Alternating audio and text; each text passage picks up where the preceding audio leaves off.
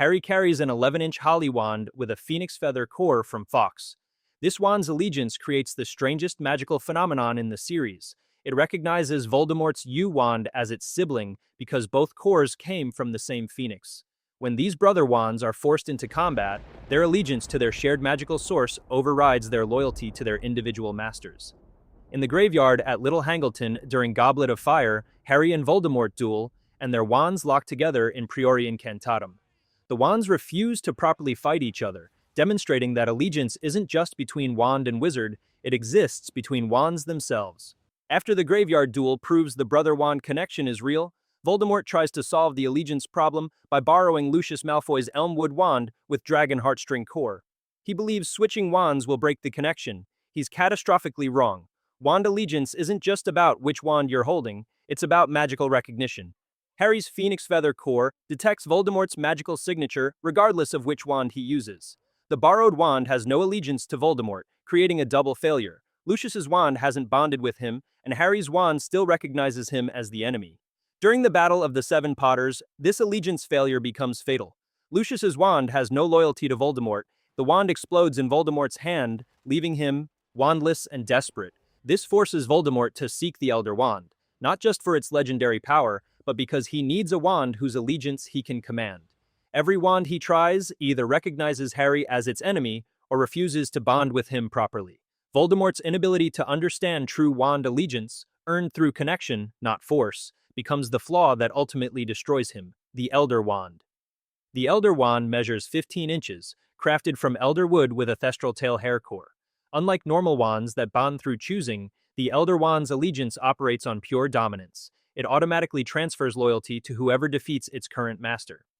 The allegiance chain runs through bloodshed and conquest. Gregorovitch the Wandmaker holds it until Grindelwald steals it through overpowering force. The Elder Wand's allegiance immediately transfers to Grindelwald, who wields it for decades during his reign of terror. In 1945, Dumbledore defeats Grindelwald in their legendary duel, and the Elder Wand's allegiance transfers to Dumbledore. This reveals the wand's core truth.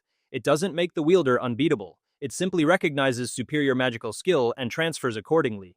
Dumbledore defeats Grindelwald because Dumbledore is the greater wizard.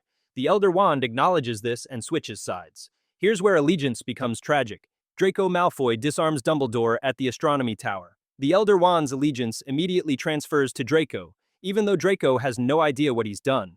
Draco never physically touches the Elder Wand, never knows he's its master. Yet the wand recognizes his act of disarming as legitimate defeat. Later, Harry disarms Draco at Malfoy Manor during the Battle of Hogwarts.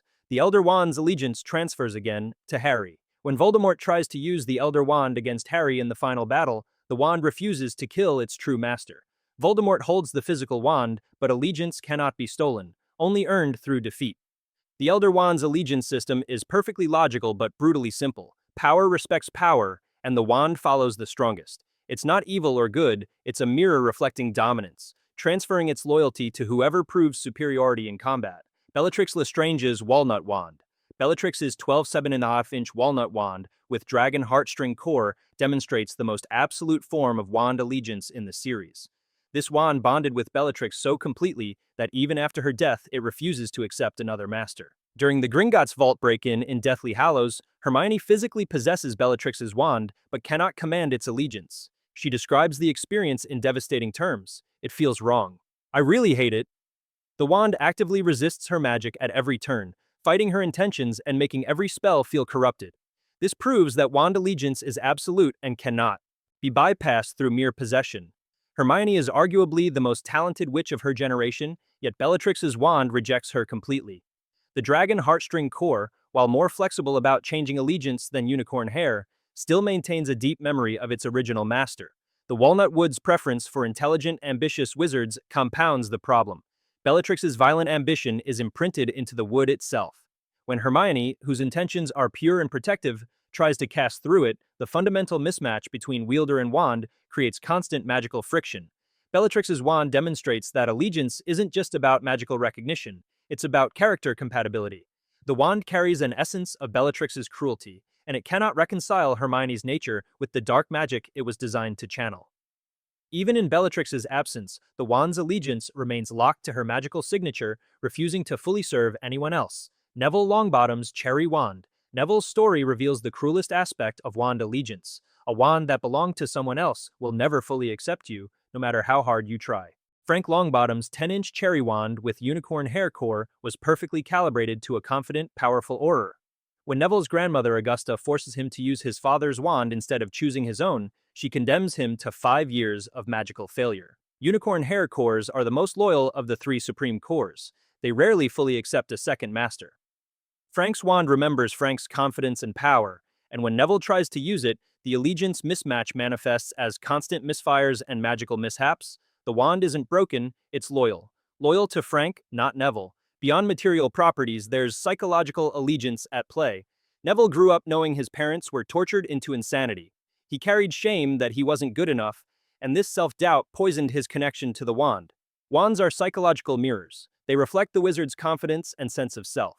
Frank's wand responded to Neville's inner crisis by refusing to bond. Every time Neville picked it up, the wand felt his belief that he wasn't worthy, and that belief became reality. At the Department of Mysteries in Order of the Phoenix, Neville's inherited wand shatters during battle. This moment of loss becomes liberation. When Neville finally receives a new wand, one that chooses him, the allegiance bond forms instantly and naturally. By Deathly Hallows, with a wand that's truly his, Neville's magic transforms. He destroys Nagini, stands against Voldemort, and becomes a hero. His father's wand could never give him that power because allegiance was never there. The moment Neville claimed a wand with genuine allegiance to him, he became unstoppable. The wand didn't change him, it simply stopped holding him back. Ron Weasley's Ash Wand.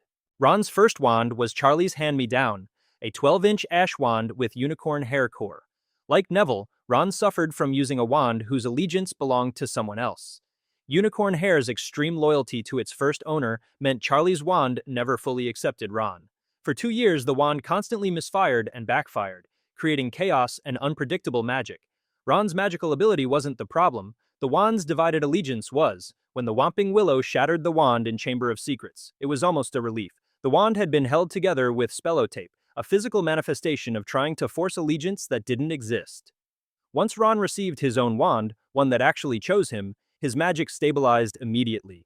The difference wasn't skill, it was allegiance. His new wand's loyalty was absolute and genuine. Hermione Granger's Vinewood Wand.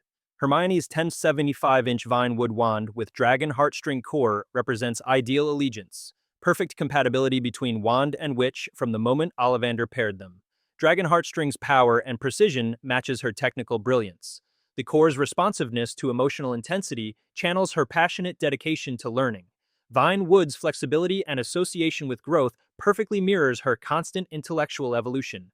Throughout the series, Hermione never experiences the allegiance problems that plague Ron, Neville, or Harry. Her wand responds flawlessly to her intentions because the bond is perfect. This contrast becomes especially stark when she uses Bellatrix's wand at Gringotts, experiencing for the first time what magic feels like without genuine wand allegiance. Draco Malfoy's Hawthorn Wand. Draco's 10-inch Hawthorn wand with unicorn hair core is fascinating because its allegiance pulled against everything Draco tried to become. Hawthorn wood suits wizards facing difficult choices and internal conflict. Unicorn hair is loyal, protective, and pure, completely at odds with dark magic. When Draco attempted to torture and kill on Voldemort's orders, his unicorn core wand resisted. The wand's allegiance was to Draco's true nature, not his forced actions. Despite his attempts to be cruel, his wand's allegiance to purity and protection created constant internal friction.